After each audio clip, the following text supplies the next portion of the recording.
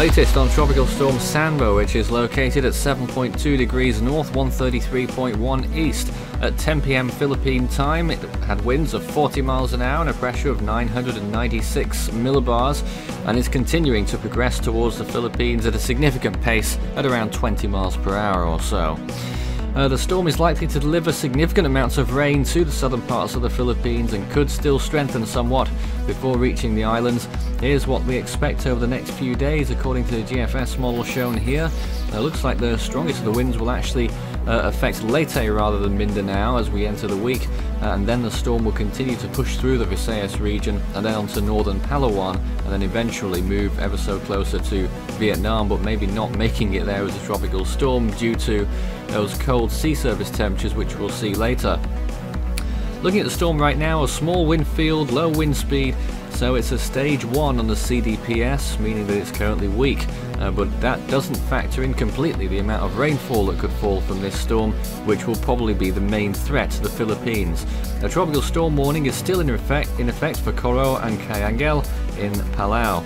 No warnings to my knowledge in the Philippines yet, but they will probably be raised at some point overnight tonight.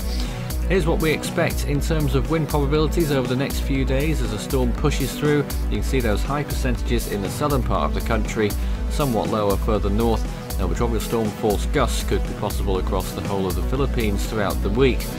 And then as the storm moves off towards Vietnam Thursday and Friday, it'll be long gone from the Philippine radar and things will be back to normal again, apart from a few isolated rain showers by the looks of things.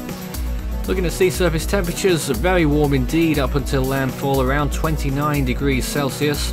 After the Philippines, those sea surface temperatures drop off, especially when it gets closer to Vietnam, down to 24. The wind shear graphic shows that it is decreasing, and that high bank of wind shear we reported on yesterday is moving off to the west by the looks of things, so the storm looks like it will have an uninterrupted run from here to intensify somewhat before reaching the Philippines. Not too far to go though, as you can see on the satellite imagery, and it's partially exposed the circulation as the storm is passing over Palau, but the convection continues to burst through, but not very much of it, as you can see. It's a typical winter storm, you might want to call it, in the northern hemisphere.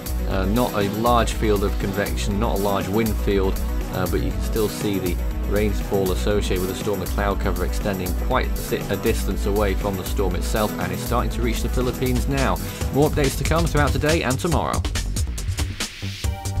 You can follow Force 13's outlets. The website force13.com is still under construction, due to be operational February 15th. You can also find us on YouTube, search Force 13, subscribe if you haven't already.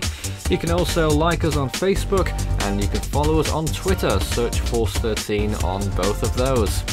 You can also add our Skype account under the same name, and my personal account on Discord. It's Fool13 at extension 9094 for tropical weather chat.